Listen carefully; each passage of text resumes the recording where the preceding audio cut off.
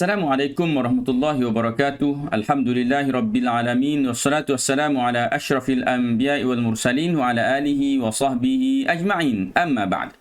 Alhamdulillah, kita bersyukur kepada Allah SWT.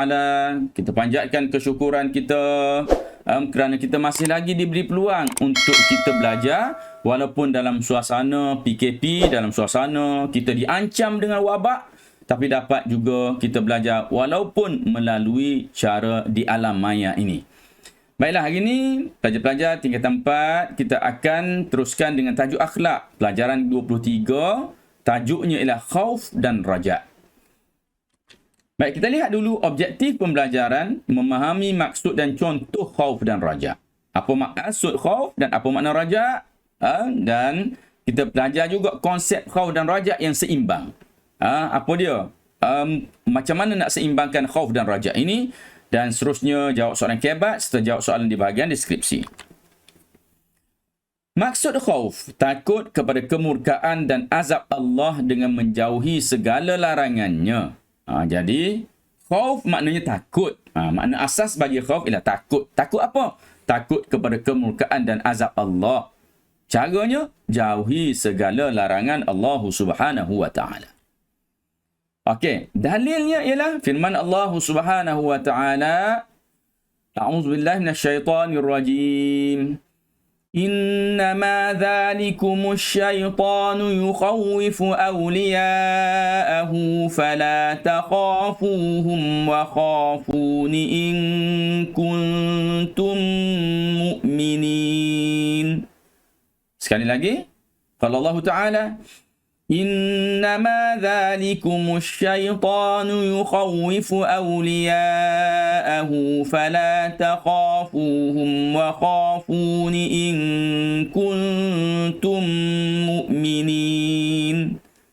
Baik, maksudnya lah, maka janganlah kamu takut kepada mereka, tetapi takutlah kepadaku, itu kepada Allah, jika kamu memang orang yang beriman. Jadi di sini Allah SWT perintahkan kita supaya kita ada sifat al-khawf. Takhafuhum wa khafun. Takutlah kepada Allah Subhanahu wa ta'ala kalau kita ni benar-benar orang yang beriman kepada Allah.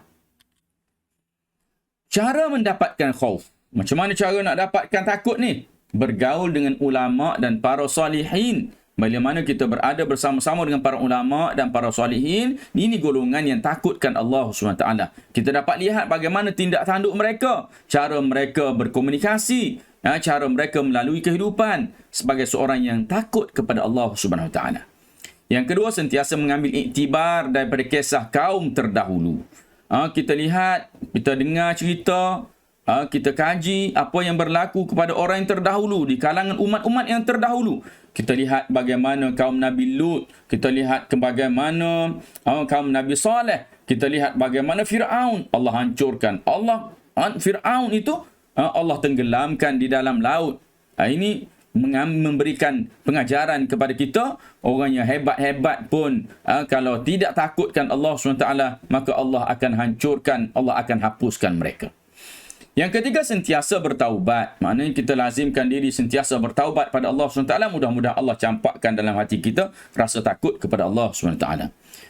Yang keempat, sentiasa mengingati mati. Ingatlah kematian. Cuba bayangkan bagaimana kita berada di dalam kubur. Kita ditimbus di bawah tanah. Kita ditimbus dalam lubang. Yang mana kita ada ruang yang kecil sahaja. Kita tak boleh untuk bangun. Kita tak boleh untuk duduk. Kita tak boleh untuk bangun. Kita hanya diletakkan dalam keadaan yang terbaring. Terbaring dalam keadaan yang kita tidak boleh berbuat apa-apa.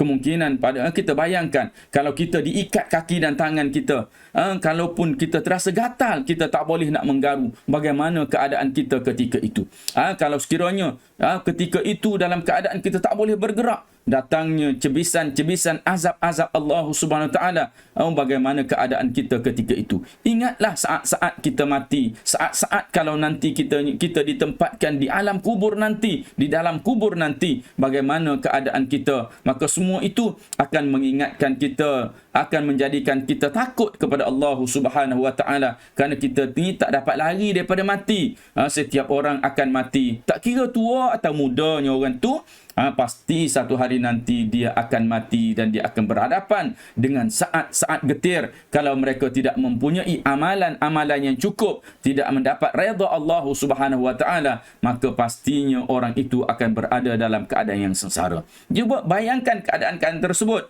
maka pastinya ia akan memberikan rasa khauf, rasa takut kita kepada Allah Subhanahu Wa Taala. Maksud raja, maksud raja adalah mengharapkan keredaan Allah dengan melaksanakan perintahnya. Raja makna harap. Khauf makna takut. Okey, raja mengharapkan redha Allah dengan melaksanakan perintahnya. Bila kita buat ketaatan, kita harap Allah terima. Allah terima amalan-amalan kita. Allah terima apa sahaja yang kita buat dan diberi pahala oleh Allah SWT. Itu harapan kita dalam amalan-amalan yang kita lakukan. Dalil bagi raja, dalil bagi pengharapan ini, firman Allah Subhanahu wa taala, a'udzubillahi minasyaitonir rajim. Tatajafa junubuhum 'anil madaji'i yad'una rabbahum khaufan wa tama'a. يدعون ربهم خوفا وطمعا ومما رزقناهم ينفقون. Tatajafa junubuhum, menjadi renggang. Junub iaitu badan mereka ataupun lambung mereka ni, tepi badan kita ni. Kan kalau kita tidur rapat saja badan ini, tepi-tepi tubuh kita ni, sama ada kiri atau kanan atau belakang kita, kita rapatkan ke tempat tidur kita. Kinayah yang Allah berikan di sini, tatajafa junubuhum anil madaji', rengganglah lambung-lambung mereka daripada tempat tidur. Ini bahasa kiasan bagi bangun dari tidur. Kalau kita tidur, kita rapat di katil kita, kita rapat di tilam kita. Tapi tatajafa junubuhum anil madaji', rengganglah lambung-lambung mereka daripada tempat tidur. Ini kinayah, kata sindiran bagi bangkit dari tempat tidur. Kenapa bangun? Yad'una rabbahum, mereka berdoa kepada Tuhan mereka, khaufan wa tama'a, khauf takut, wa tama'an dan juga tamak. Okey. Wa mimma razaqnahum yunfiqun, dan daripada apa yang Allah rezekikan kepada mereka, mereka infakkan, mereka belanjakan ke jalan Allah Subhanahu Wa Taala. Di sini perkataan khaufan maknanya takut, tama'an tamak. Tama'an di sini maknanya raja. Tama'an nak kepada, tama'an ini tamak dengan makna nakkan keampunan Allah, nakkan ganjaran daripada Allah. Maka ia memberi makna harapan, iaitu makna raja, pengharapan kita kepada Allah Subhanahu Wa Taala. Cara mendapatkan raja, bermujahadah menentang hawa nafsu. Bermujahadah apa makna? Mujahadah bersungguh-sungguh tentang keinginan nafsu. Nafsu ajak kita buat satu benda yang tak baik, kita tolak. Kita cuba sedaya upaya, tak layan permintaan nafsu kita. Maka ini dipanggil mujahadah, menentang hawa nafsu. Yang kedua, melaksanakan amal ibadah dengan penuh kesungguhan dan istiqamah. Lakukan amal ibadah bersungguh-sungguh. Istiqamah macam mana? Istiqamah maknanya berterusan. Kita bukan hari ni je solat, esok pun kita solat, 5 waktu kita solat, bukan sebulan 2, bahkan berterusan sampai mati kita menunaikan solat, kita melakukan amal kebaikan. Ini namanya istiqamah, maknanya melakukan sesuatu secara berterusan. Itu istiqamah. Jadi laksanakan dengan penuh kesungguhan dan lakukan dengan istiqamah. Yang ketiga, tidak berputus asa dengan merayu dan merintih kepada Allah. Tak putus asa, dia sentiasa merayu, ya Allah, ampunkan dosa aku, ya Allah. Ya Allah, minta tu, minta ni, ya Allah. Dalam keadaan merintih dan merayu kepada Allah Subhanahu Wa Taala. Jadi bila kita banyak minta, maka kita jadi ada banyak harapan dengan Allah Subhanahu Wa Taala, banyak raja kita kepada Allah Subhanahu Wa Taala. Contoh khauf dan raja yang diamalkan oleh Rasulullah. Tengok bagaimana takut dan harapnya Rasulullah sallallahu alaihi wasallam. Rasulullah mendirikan solat gerhana dengan khusyuk. Pada sujud terakhirnya baginda menangis kerana terasa takut Allah menurunkan azab. Lalu Rasulullah merintih dengan sabdanya, sabda Nabi SAW, iaitu, wahai Tuhanku, bukankah engkau telah berjanji kepadaku untuk tidak mengazab mereka pada ketika aku berada bersama-sama mereka? Tuhanku, bukankah engkau telah berjanji kepadaku untuk tidak mengazab mereka apabila mereka memohon ampun? Sekarang kami sedang memohon ampun kepadamu. Ayat-ayat yang dilontarkan oleh Rasulullah ini mempunyai makna takut, tetapi dalam masa yang sama mempunyai makna harap. Takut kepada kemurkaan Allah, takut kepada azab Allah. Dalam masa yang sama harap Allah tidak memurkai dan Allah mengampunkan dosa kita. Contoh yang kedua ialah Rasulullah menziarahi lelaki yang sedang terlantar lalu bertanya tentang perasaannya ketika itu. Lelaki itu memberitahu baginda bahawa dia sangat mengharapkan rahmat Allah dan berasa takut akan dosa-dosa yang pernah dilakukannya. Lelaki itu kata gitu. Lalu Rasulullah bersabda, la yajtami'ani fi qalbi 'abdin fi mithli hadhihi al-mawtin illa a'tahu Allahu ma yarju wa amanahu mimma yakhafu. Maksudnya, la yajtami'ani fi qalbi 'abdin fi misli hadzal mautin, tidak berhimpun di hati seorang hamba pada fi misli hadzal mautin, pada seumpama keadaan ini, keadaan di mana dia sakit, keadaan dia di mana dia merasakan kehadiran mati itu dah tak lama bagi dia. Dia rasa apa? Rasa takut, ya Allah, dengan azabmu, harap Allah SWT ampunkan dosa. Maka kalau berhimpun dua perasaan itu, apa jadi? Illa a'tahu Allahu ma yarju, melainkan Allah akan berikan apa yang dia harap. Allah akan berikan apa yang dia nak, iaitu dia mengharapkan Allah ampunkan dosa dia. Wa amanahu mimma yakhafu, dan Allah menyelamatkannya, Allah mengamankannya, jadikan dia selesa mimma yakhafu, daripada apa yang dia takutkan. Jadi ini merupakan saat ataupun tahap keimanan manusia, pengharapan, takut dan juga harapnya manusia kepada Allah Subhanahu wa taala. Ini merupakan sifat orang yang beriman kepadanya. Konsep khauf dan raja yang seimbang. Okey, macam mana konsepnya? Rasa takut kepada Allah hendaklah diiringi tindakan selari dengan syarak. Takut kepada Allah tu kena diiringi dengan tindakan beramal solehlah kalau takut. Okey. Seorang yang mengharapkan keredaan Allah hendaklah melakukan amal ibadah dan menjauhi perbuatan maksiat. Kita mengharapkan Allah redha pada kita, kita buat amal soleh dan kita jauhi perbuatan maksiat. Barulah betul kita harap keredaan Allah. Ini kita kata harap keredaan Allah, maksiat buat banyak, dan ibadah pun tak buat. Jadi itu tak betul lah. Ketiga, ganjaran syurga dapat menjadi motivasi untuk seorang itu mendekatkan diri kepada Allah. Tawaran Allah pada kita, nanti orang baik dapat syurga, orang baik dapat syurga, orang buat amal yang banyak dapat syurga. Itu motivasi kita.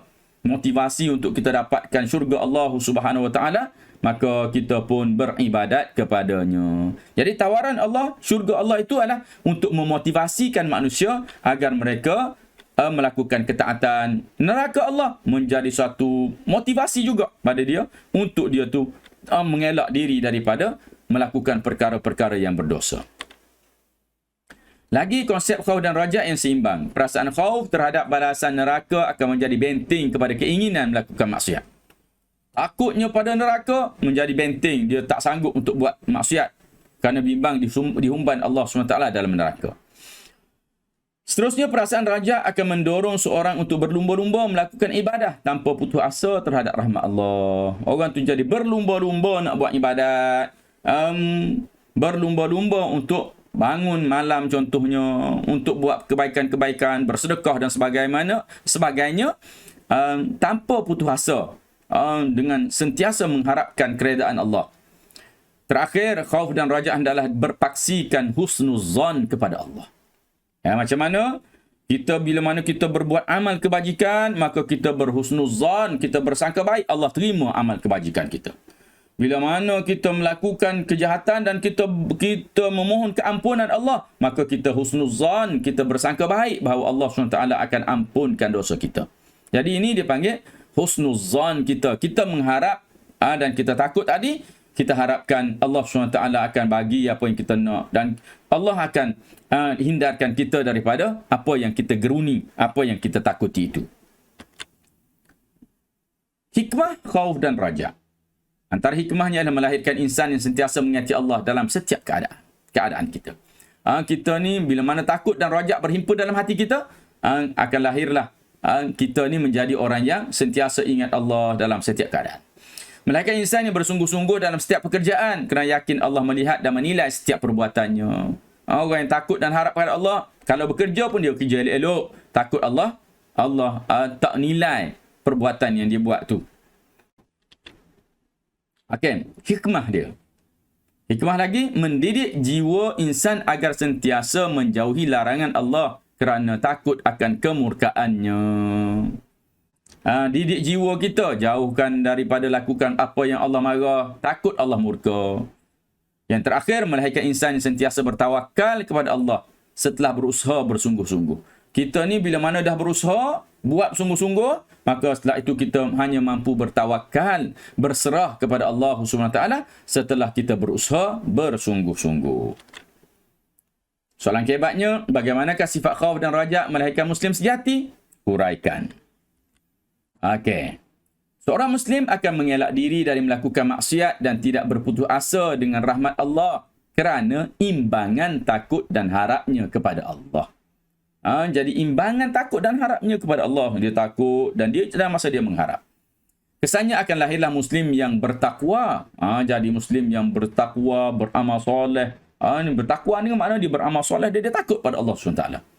Kesimpulannya, kita hendaklah mendidik jiwa agar sentiasa menjauhi larangan Allah SWT kerana takut kemurkaannya dan mengharap ganjarannya. Kita didik jiwa kita agar kita sentiasa menjauhi larangan Allah SWT kerana takut kemurkaannya, mengharap ganjaran daripada Allah SWT. Jadi inilah apa yang perlu kita lakukan dalam kehidupan kita. Kena ada takut pada Allah, harap pada Allah, kerana kita tak ada lagi tempat bergantung selain kepada Allah SWT. Penutup. Sebagai penutupnya, sila jawab soalan di bahagian deskripsi. Like dan share video ini.